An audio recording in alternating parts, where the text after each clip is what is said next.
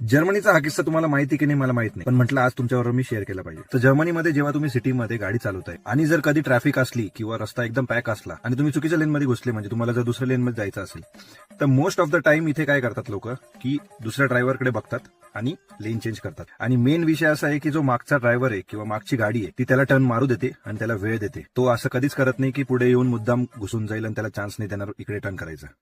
हा किस्सा मी तुम्हाला याच्यामुळे म्हणतोय की जेव्हा मी इथे आलो आणि गाडी चालवायला लागलो आणि जेव्हा मी हे ऑब्झर्व केलं, मी एवढाच विचार केला फक्त की जेव्हा मी इंडियामध्ये गाडी चालवत होतो तेव्हा चुकून लेन चेंज तर सोडा, पण मला जर दिसलं कोणी मध्ये घुसतंय तर मी डायरेक्ट गाडी घालायचं मुद्दा आणि त्याला अजिबात जाऊ द्यायचं नाही.